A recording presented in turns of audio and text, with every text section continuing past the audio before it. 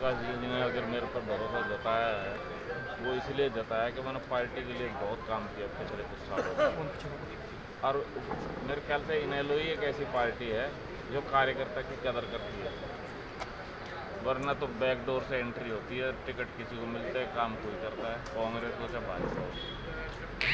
उन्हें दिखा मेरा काम, उन्हें संभावना दिखी, हमारे परिवार की कुर्बानियाँ देखी, तो उन्हें लगा कि इससे बेहतर उम्मीदवार उनके पास नहीं था, तो उन्होंने मुझे कहा, मैंने उनको हामी भरी।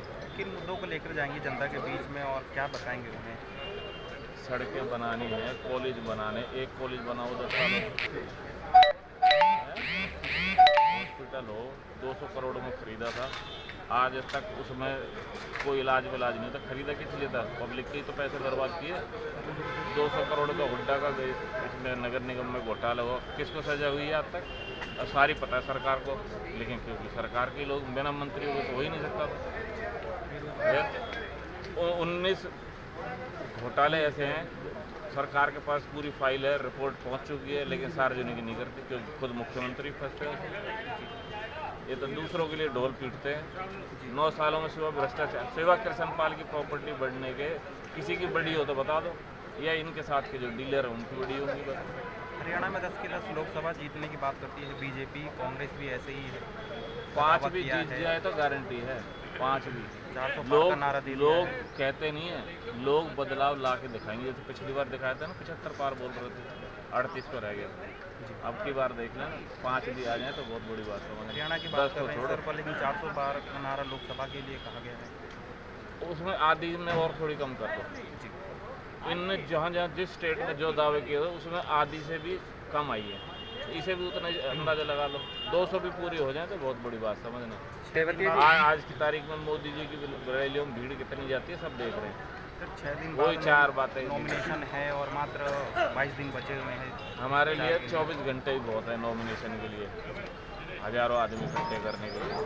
हमारा व्यवहार ऐसा रहा है, हमारा जुड़ाव लोगों से इतना रहा है कि हमारा एक इशारे पे हम कभी भी कितनी भी भीड़ इकट्ठी करें तो हमें उसकी परवाह नहीं है। हम चुनाव लड़ेंगे बढ़िया से, और 12 बजे तक जो मुखौटा चढ़ा रखा है मंत्री जी ने, वो मुखौटे को उतार देंगे 12 बजे तक। तेवतिया जी, आप देख रहे हैं कि आपके परिवार ने पूरी कुर्बानी देकर देश को बचाया, आज़ाद कराया। आज सरकारी विभाग, ऐसा कोई विभाग नहीं बचा जिसमें ठेकेदारी ना की गई हो, पूंजीपति के हवाले ना किया गया हो। आप किस दृष्टि से देखते हैं, ये क्या लगता है आपको, क्या हो रहा है ये? बिना सरकार की मंजूरी को हो सकता है कुछ? जी।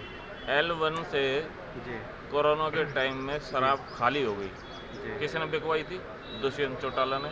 जी। पूरी रिपोर्ट तैयार है, सरकार के पास पड़ी है। जी। मुख्यमंत्री में हिम्मत है तो सार्वजनिक कर दो, जी। पता चल जाएगी। जैसे आप देख रहे हैं सरकारी जो BSNL है उसमें ताले लग रहे हैं, जियो स्पीड पकड़ रहा है, उसके लिए क्या कहना चाहेंगे? सरकार मदद की दुरुपयोग कर रही है, पैसा तो वहीं से मिलता है। चंदे 3-3 हज़ार करोड़ रुपए कौन देगा? BSNL से तो मिलेगा नहीं कुछ, वरना BSNL से बढ़िया सर्विस नहीं थी अगर उसे तरीके से चलाई जाती तो। पब्लिक को क्या मैसेज देना चाहेंगे? ये सब इतना पब्लिक के पास बहुत अच्छा मौका है जी इन मुसीबत से छुटकारा पाने का। 25 तारीख को वोट डाल के इन्हें चलता करें और मुक्ति पा जाओगे। जो काम 500 का 5,000 में हो रहा है वो कम से कम 100-200 में हम उसकी भी नौबत नहीं छोड़ेंगे। सरकार का ऐसा नियम बनाएंगे कि सीधा टर्मिनेट, अगर इन्हें लोग सरकार बनी तो आदमी अगर रिश्वत लेता पकड़ा जाता है या गैर कानूनी गतिविधि में लिप्त पाया जाता है तो सीधा टर्मिनेट का ऑर्डर होगा उसका। और सरकार फरीदाबाद की फरीदाबाद से ही चलेगी, चंडीगढ़ से नहीं चलेगी।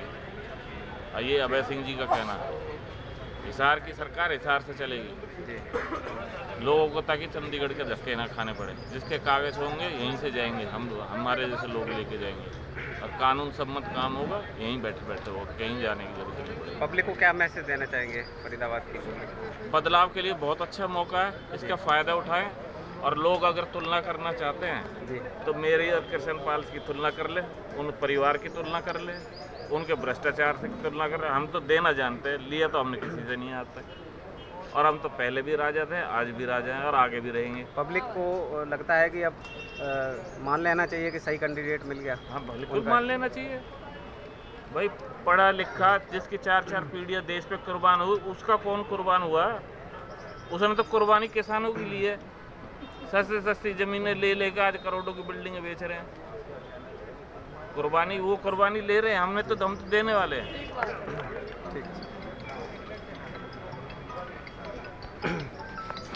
अच्छा जी।